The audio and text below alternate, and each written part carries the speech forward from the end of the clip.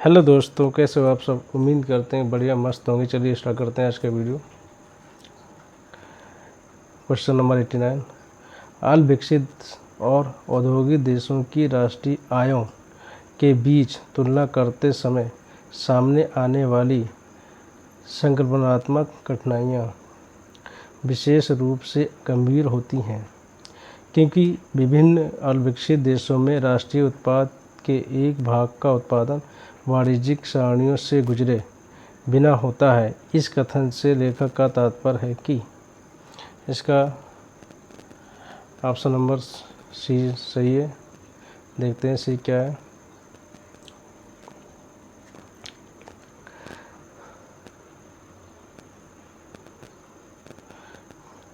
राष्ट्रीय उत्पाद के एक भाग का उत्पादन और उपभोग वाणिज्यिक सारणियों में से गुजरे बिना होना अल्प विकास का चिन्ह है।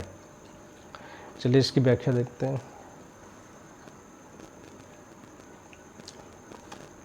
व्याख्या क्या है। अल्प विकसित और औद्योगिक देशों की राष्ट्रीय आयों के बीच तुलना करते समय सामने आने वाली संकल्पनात्मक कठिनाइयाँ विशेष रूप से गंभीर होती हैं, क्योंकि विभिन्न अल्प विकसित देशों में राष्ट्रीय उत्पाद के एक भाग का उत्पादन वाणिज्यिक सारणियों से गुजरे बिना होता है। इस कथन से लेखक का तात्पर्य राष्ट्रीय उत्पाद के एक भाग का उत्पादन और उपभोग वाणिज्यिक सारणियों में से गुजरे बिना होना अल्प विकास का चिन्ह है। Question number 90।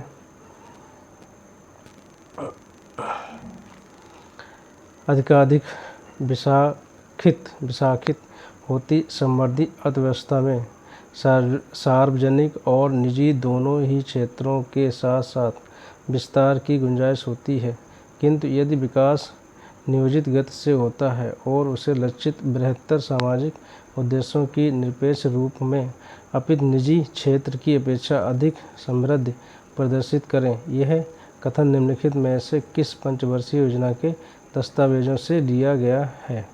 तो इसका ऑप्शन नंबर बी सही है, दूसरी।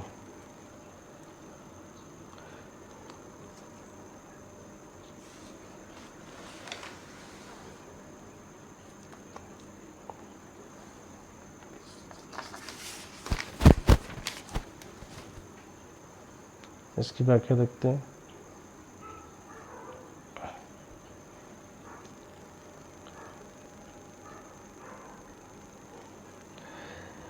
अधिकाधिक विशाखित होती समृद्धि अर्थव्यवस्था में सार्वजनिक और निजी दोनों ही क्षेत्रों में साथ साथ विस्तार की गुंजाइश होती है, किंतु यदि विकास नियोजित गति से होना है और उसे लक्षित बेहतर सामाजिक उद्देश्यों की निरपेक्ष रूप में अपितु निजी क्षेत्र की अपेक्षा अधिक समृद्धि प्रदर्शित करें। यह कथन दूसरी पंचवर्षीय योजना के दस्तावेजों से लिया गया है। Question number 91।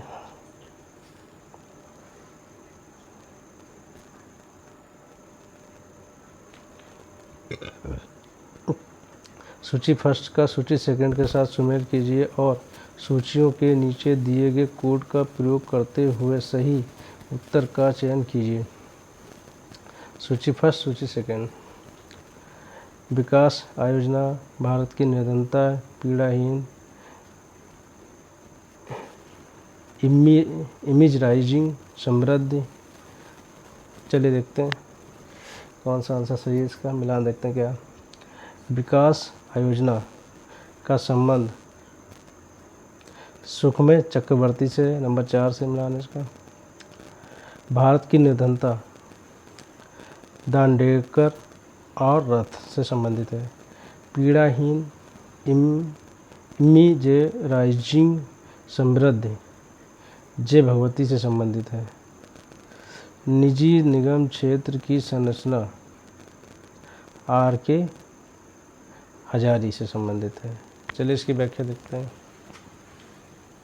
Option number B सही है।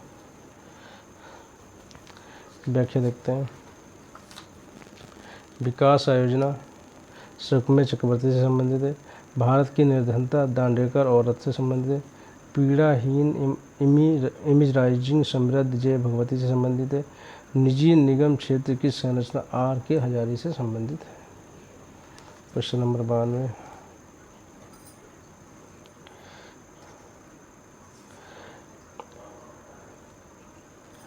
निम्न भारत में आर्थिक विकास के संदर्भ में निम्नलिखित में से कौन सा कार्यकलाप आधिकारिक संरचना के विकास का अंग माने जाएंगे? तो इसमें ऑप्शन नंबर डी 1, 2 और 3।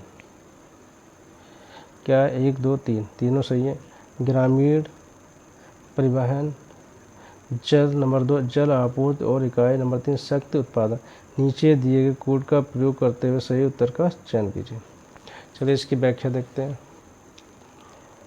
वर्तमान में भारत में आर्थिक विकास के संदर्भ में निम्नलिखित कार्यकलाप को आधारिक संरचना के विकास के अंग माने जाते हैं।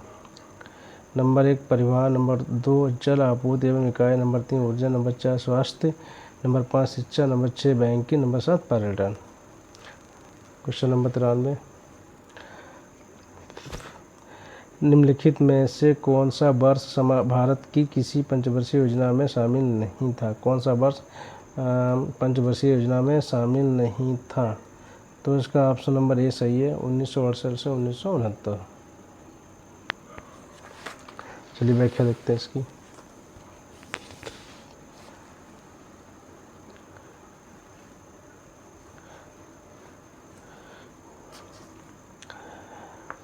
भारत में 6 वर्ष योजना अवकाश था जो निम्नवत है।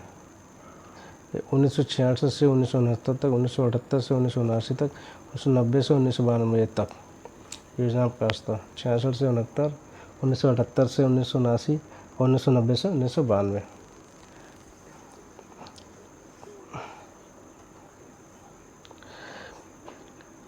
क्वेश्चन नंबर 94,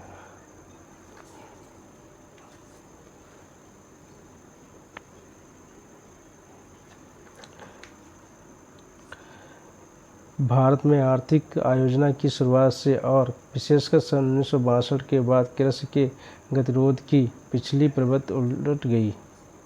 तो इसका ऑप्शन नंबर ए सही है, क्योंकि कृषिगत क्षेत्र और उत्पादकता में उल्लेखनीय वृद्धि हो गई। ठीक है, इसकी व्याख्या देखते हैं।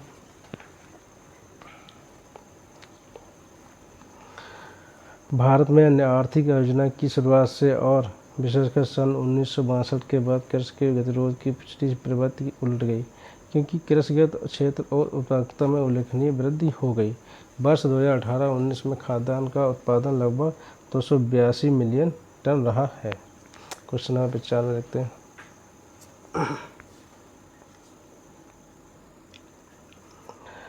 हाल के अनुमानों से संकेत मिला है कि सन 1990 के बाद के दशक के पूर्वार्ध में भारतीय कृषि में किंचित गतिरोध की स्थिति रही है, जिसका प्रमुख कारण है। इसका ऑप्शन नंबर डी सही है।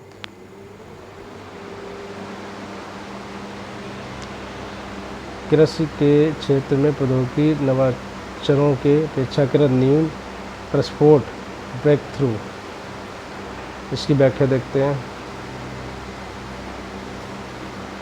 हाल के अनुमानों से संकेत मिला है सन 1990 के बाद के दशक के पूर्वार्ध में भारतीय कृषि में किंचित गतिरोध की स्थिति रही है, जिसका प्रमुख कारण कृषि के क्षेत्र में प्रौद्योगिकी नवाचारों की अपेक्षा न्यून प्रस्फोट ब्रेक थ्रू है। क्वेश्चन नंबर 96, निम्नलिखित में से कौन से घटक भारत की नई कृषि रणनीति का अंग है? तो इसमें ऑप्शन नंबर ए सही है इसका। तो ऑप्शन नंबर में केवल एक सही है। क्या है? नई यूनिवर्सिटियों का पैकेज। तो इसकी व्याख्या देखते हैं। भारत की नई कृषि रणनीति का अंग निम्नवत है। नंबर 1 बहुफसली कार्यक्रम, नंबर 2 आधुनिक कृषि उपकरणों का प्रयोग, नंबर 3 कृषि साख की उपलब्धता, नंबर 4 कृषि उत्पादों का भंडारण एवं विपणन, नंबर 5 कृषकों के फसल की न्यूनतम मूल्य की गारंटी, नंबर 6 कृषि अनुसंधान एवं शिक्षा का विकास। क्वेश्चन नंबर 97 चेक करते हैं क्या है। क्वेश्चन नंबर 97,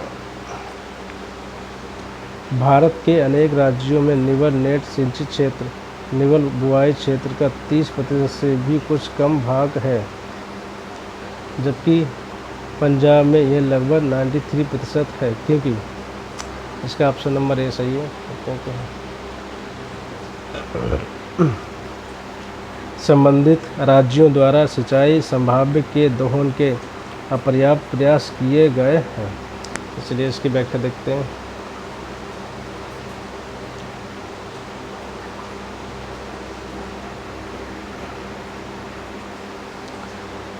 वर्ष 1995-96 में भारत के अनेक राज्यों में निवल सिंचित क्षेत्र निवल बुआई क्षेत्र का 30% से भी कुछ कम भाग था, जबकि पंजाब में यह लगभग 93% था, क्योंकि संबंधित राज्यों द्वारा सिंचाई संभाव्य के दोहन के अपर्याप्त प्रयास किए गए हैं।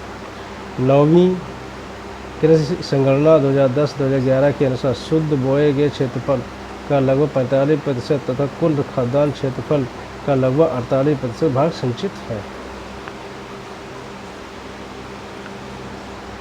प्रतिशतता की दृष्टि से सर्वाधिक सिंचित राज्य पंजाब है तथा कम सिंचित राज्य मिजोरम है। सर्वाधिक सिंचाई वाले साधन के अनुसार नलकूप, नहर, कुआं तथा अन्य साधन हैं। क्वेश्चन नंबर 98 देखते हैं। निम्नलिखित कारकों पर विचार पर्याप्त है। इसका ऑप्शन नंबर बी सही है। 2 और 3, 4 सही है। 2, 3, 4 2, 3, 4 हित भागियों द्वारा कर्जों का दुरुपयोग। नंबर 3, सरकारी अनुदानों की अपर्याप्तता। नंबर 3, समितियों के बढ़ते स्थापना व्यय। अर्थव्यवस्था के ग्रामीण क्षेत्रों की सरकारी समितियों के घटती कार्य प्रणालियों के लिए जिम्मेदार कारणों में सम्मिलित होंगे। चलिए इसकी व्याख्या देखते हैं। अर्थव्यवस्था के ग्रामीण क्षेत्रों की सरकारी समितियों के घटिया कार्य परिणामों के लिए जिम्मेदार कारण निम्नलिखित हैं। नंबर, हितभागियों द्वारा कर्जों का दुरुपयोग। भी, सरकारी अनुदानों की अपर्याप्तता। नंबर, समितियों के बढ़ते स्थापना व्यय।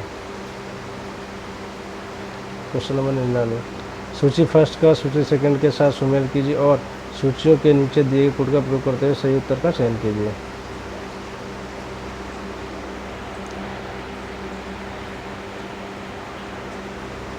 सूची फर्स्ट सूची PMRY व्यष्टिक उद्यमों के जरिए शहरी क्षेत्र। EAS ग्रामीण क्षेत्र से संबंधित है। NRY शहरी क्षेत्र। JRY शहरी क्षेत्र से संबंधित है। इसका ऑप्शन नंबर सी सही है। चलिए इसकी व्याख्या देखते हैं क्या है।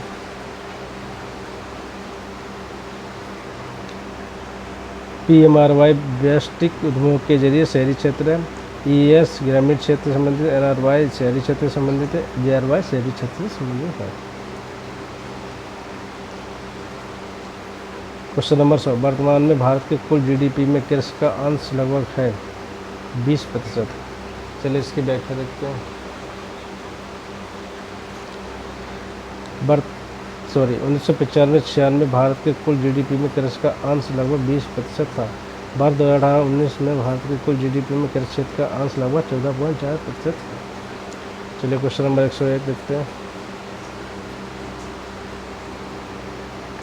भारत में पाई जाने वाली औद्योगिक उर्वरता के लिए निम्नलिखित में से कौन से कारण मुख्यतः उत्तरदायी हैं? तो इसका आंसर है सी, यानी 1, 2, 4। तो देखते हैं क्या है विचार में। सदोष आयोजन, कुप्रबंध, प्रौद्योगिकी का पुरानापन। 1, 2, 4। ठीक है, व्याख्या देखते हैं क्या है। भारत में पाई जाने वाली औद्योगिक उर्वरता के लिए मुख्यतः उत्तरदायी कारण निम्नलिखित नंबर: सदोष आयोजन, कुप्रबंध, प्रौद्योगिकी का पुरानापन, वित्त का अभाव, कुशल एवं प्रशिक्षित कामगारों की कमी। क्वेश्चन नंबर 102 देखते हैं।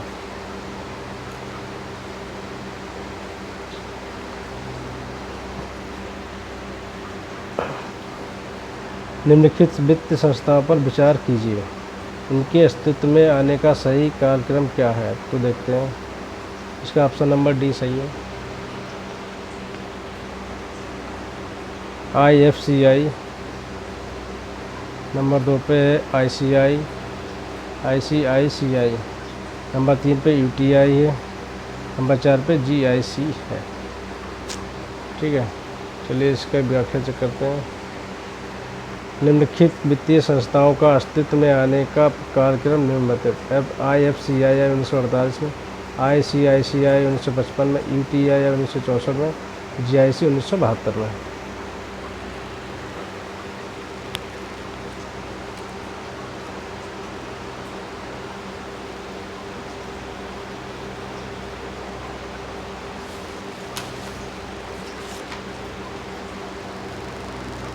Question number 103, Bombay stock exchange के संवेदी सूचकांक का आधार वर्ष है। तो ऑप्शन नंबर सी है 1978 से 1979। व्याख्या देखते हैं। वर्ष 1995-96 में बम्बई स्टॉक एक्सचेंज के संवेदी सूचकांक का आधार वर्ष 1978-1979 है। क्वेश्चन नंबर 104, रोजगार की उस स्थिति को जिसमें कृषि श्रम की सीमांत उत्पादकता शून्य होती है कहा जाता है। ऑप्शन नंबर डी, प्रच्छन्न बेरोजगारी। इसकी व्याख्या देखते हैं।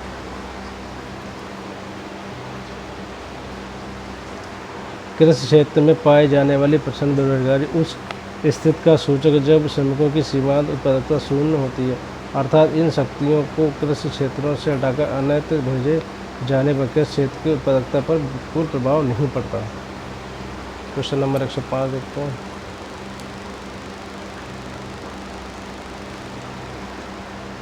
निम्नलिखित डेटा स्रोतों पर विचार कीजिए। तो इसका ऑप्शन नंबर ए सही है। 1, 2, 3, चारों सही हैं। तो चारों देख लेते क्या क्या है। राज्यों के सांख्यिकी और आर्थिक ब्यूरो, नंबर 2 10 वर्षीय जनगणना, नंबर 3 राष्ट्रीय नमूना सर्वेक्षण की रिपोर्ट, नंबर 4 रोजगार दफ्तर। चलिए इसकी व्याख्या देखते हैं। भारत की बेरोजगारी से संबंधित डेटा के मुख्य स्रोतों में निम्नलिखित शामिल होंगे। नंबर 1 राज्यों के सांख्यिकी और आर्थिक ब्यूरो, नंबर 2 10 वर्षीय जनगणना, नंबर 3 राष्ट्रीय नमूना सर्वेक्षण की रिपोर्ट, नंबर 4 रोजगार दफ्तर। क्वेश्चन नंबर 106, कृषि वस्तुओं के विश्व व्यापार में भारत की हिस्सेदारी के 1% से भी कम होने के निम्नलिखित में से कौन कौन से कारण हैं। तो इसके कारण क्या है। इसका ऑप्शन नंबर सही है। तो कारण है 1, 3 शुरुआती कृषि वस्तुओं की भारी घरेलू मांग, नंबर 2 अंतर्राष्ट्रीय बाजार की अपेक्षाओं की तुलना में कृषि वस्तुओं की घटिया किस्म, नंबर 3 बिक्री योग्य अधिशेष का कम होना।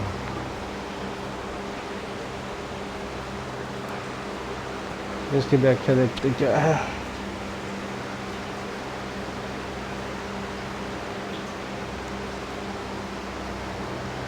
क्या है, कृषि वस्तुओं के विश्व व्यापार में भारत की हिस्सेदारी से के 1% से भी कम होने के निम्नलिखित कारण हैं।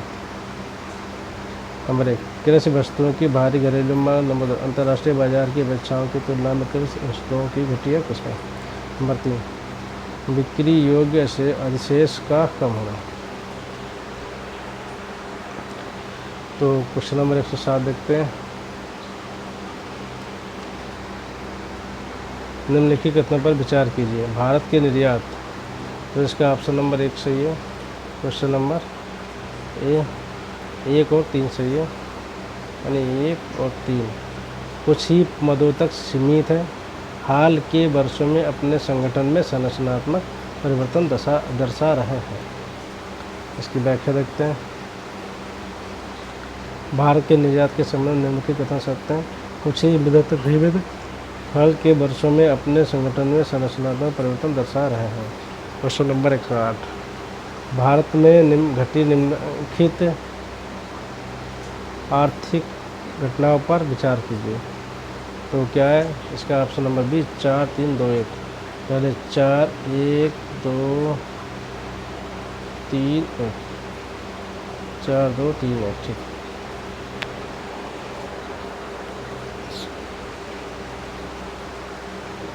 सॉरी 1 2 3 और 4। ठीक, तो पहले आएगा इसका ऑप्शन नंबर 20 सही है 4। भारतीय जनगणना अधिनियम नंबर 2 पे है। भारतीय रुपये का प्रथम अवमूल्यन नंबर 2 पे है। 3 पे ये घोषणा की आर्थिक आयोजना का लक्ष्य समाज के समाजवादी स्वरूप की स्थापना करना। नंबर 4 हरित क्रांति। इसकी व्याख्या देखते हैं।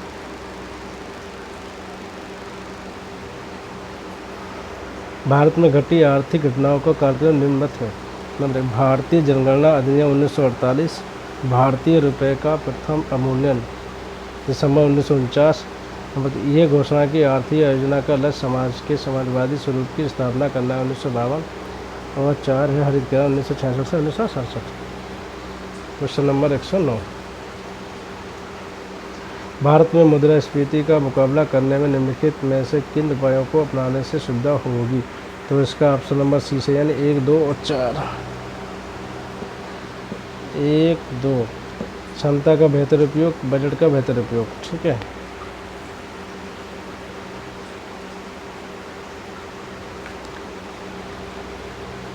अधिक कुशल सार्वजनिक वितरण। तो इसकी व्याख्या देखते हैं। भारत में मुद्रास्फीति का मुकाबला करने में निम्नलिखित उपायों को अपनाने से सुविधा होगी। नंबर 1 क्षमता का बेहतर उपयोग। नंबर 2 बजट का बेहतर उपयोग। नंबर 3 अधिक कुशल सार्वजनिक वितरण। नंबर 4 मुद्रा निर्गमन पर आरबीआई द्वारा प्रभावी नियंत्रण एवं कठोर साख नीति।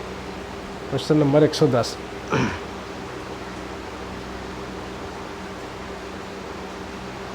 क्वेश्चन नंबर 110 नई आर्थिक नीति में जिस अल्पकालिक उपाय पर विशेष ध्यान दिया गया वह है। इसका ऑप्शन नंबर ए सही है।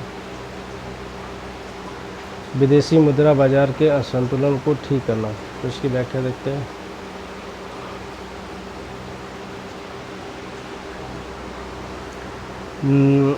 नई आर्थिक नीति में जिस अल्पकालिक उपाय पर विशेष ध्यान दिया गया है वह विदेशी मुद्रा बाजार के असंतुलन को ठीक करना है। क्वेश्चन नंबर 111 निम्नलिखित कथनों पर विचार कीजिए। भारत के क्षेत्रीय ग्रामीण बैंक। तो इसका ऑप्शन नंबर से 2 3 सही है। 2 3 को केवल छोटे और सीमांत किसानों की ही मदद करनी है। को नाबार्ड की उदार वित्तीय सहायता प्राप्त करने की निर्बाध अनुमति है। तो इसकी व्याख्या देखते हैं। भारत के क्षेत्रीय ग्रामीण बैंकों के संदर्भ में निम्नलिखित कथन सत्य है। नंबर 1 इन बैंकों को केवल छोटे और सीमांत किसानों की ही मदद करनी है। नंबर बी इन बैंकों को नाबार्ड की उदार वित्तीय सहायता प्राप्त करने की निर्बाध अनुमति है। नंबर 3 क्षेत्रीय ग्रामीण बैंकों की स्थापना अक्टूबर 1975 में हुई थी। तो क्वेश्चन नंबर 112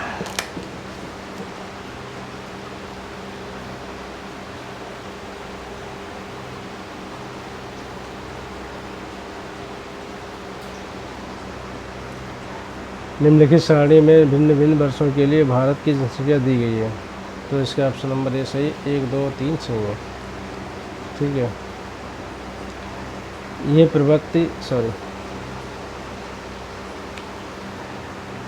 प्रवृत्ति जनसंख्या के माल्थस के सिद्धांत की पुष्टि करती है। सन 1991 भारत में जनसंख्या विस्फोट हुआ है। सन 1981-91 की अवधि में जनसंख्या की वृद्धि दर में गिरावट आई है। नीचे दिए कुल का प्रयोग करते सही उत्तर का चयन कीजिए। क्वेश्चन नंबर इसकी व्याख्या देखते हैं। उपयुक्त आंकड़ों के आधार पर निम्नलिखित निष्कर्ष निकाले जा सकते हैं। यह प्रवृत्ति जनसंख्या के माल्थस के सिद्धांत की पुष्टि करती है। नंबर 2 सन 1991 से भारत जनसंख्या विस्फोट की ओर अग्रसर है। नंबर 3 सन 1981-91 की अवधि में जनसंख्या की वृद्धि दर में गिरावट आई। क्वेश्चन नंबर 113-120 निम्नलिखित प्रशंसों में से 2 वक्तव्य एक को कथन है तथा दूसरे को कहा गया। इन दोनों वक्तव्यों का सावधानीपूर्वक परीक्षण कर इन प्रशंसों का उत्तर नीचे दिए कोड की सहायता से चुनिए। तो इसका ऑप्शन नंबर बी सही है। क्वेश्चन नंबर बी 113 का। चलिए क्या इसका है देखते हैं। क्वेश्चन नंबर 113 क्या है। कथन 1 विशाल प्राकृतिक संसाधनों के होते हुए भी बिहार एक आर्थिक दृष्टि से पिछड़ा हुआ राज्य है। कारण आर क्या, सन 1991 की जनगणना के अनुसार बिहार की जनसंख्या वृद्धि दर पूरे भारत की जनसंख्या वृद्धि दर से कहीं ज़्यादा ऊंची है। तो इसका ऑप्शन नंबर बी सही है। ए सही, ए और सही दोनों, परंतु आर ए का सही स्पष्टीकरण नहीं है। Question number 113, sorry question number 114।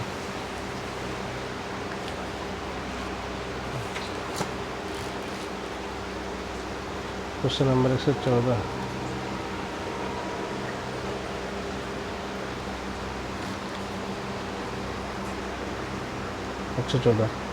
गरीबी उन्मूलन भारत की योजना का मुख्य सरोकार बना हुआ है। कारण विकास केवल कारखानों, बांधों और सड़कों के विकास का ही नाम नहीं है, इसका लक्ष्य मूलतः लोगों का विकास करना है। तो इसका ऑप्शन नंबर ए सही है। मतलब ये दोनों ए ओ आर दोनों सही है। आर ए की सही व्याख्या करता है। इसकी व्याख्या देखते हैं। विकास एक बहुआयामी अवधारणा है। भारत में 5वीं पंचवर्षीय योजना से गरीबी उन्मूलन मुख्य लक्ष्य रहा। इसके लिए अनेक योजनाएं चलाई जा रही हैं। क्वेश्चन नंबर 115, कथन ए, भारत की औद्योगिक विकास रणनीति के सामने कारक उपयोग के पैमाने, आकार और गहनता के वर्णन की समस्या है। और कारक असंतुलन और संसाधन प्रभाव भारत के साथ सस्टेनेबल औद्योगिक विकास के अनुकूल नहीं है। तो इसका ऑप्शन नंबर ए सही है। दोनों सही है और आर एक ही सही व्याख्या भी करता है।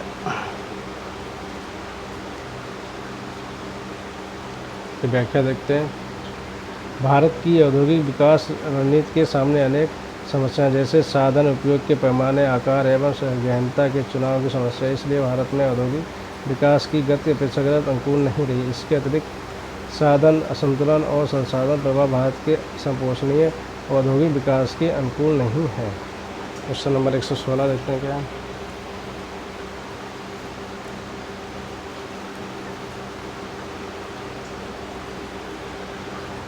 कथन है, भारत में छोटे पैमाने के पारंपरिक उद्योग का रोजगार संभावित छोटे पैमाने के आधुनिक उद्योगों से ज़्यादा बड़ा है। कारण छोटे पैमाने के पारंपरिक उद्योगों में प्रति कारीगर पूंजी का मूल्य छोटे पैमाने के आधुनिक उद्योगों के प्रति कारीगर पूंजी के मूल्य से कम है। तो इसकी व्याख्या देखते हैं। भारत में छोटे पैमाने के पारंपरिक उद्योग में पूंजी कम लगती है तथा रोजगार की संभावना अन्य क्षेत्रों की अपेक्षा अधिक होती है। आधुनिक छोटे पैमाने के उद्योगों में पूंजी अधिक तथा रोजगार की संभावना कम होती है। अतः ए एवं आर दोनों सही है तथा आर ए का सही व्याख्या है। क्वेश्चन नंबर 117,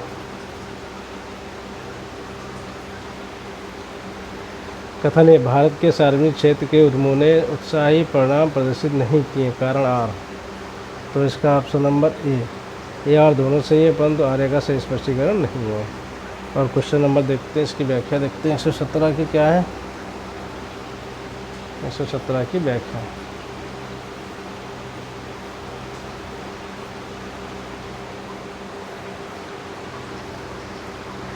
भारत में सार्वजनिक क्षेत्र के उद्यमों द्वारा अनेक कारणों की वजह से आशानुकूल परिणाम प्रदर्शित नहीं किए गए हैं। सार्वजनिक क्षेत्र के कुछ उद्यम तो लाभ अर्जित कर रहे हैं तथा कुछ हानि अर्जित कर रहे हैं। हानि अर्जित करने वाले उद्यम का विनिवेश 1994 से किया गया जा रहा है। केंद्रीय बजट 2019-20 में विनिवेश से 1,05,000 राजस्व प्राप्ति का लक्ष्य रखा, जो पिछले बजट 2018-19 में 80,000 करोड़ से अधिक है। Question number 118,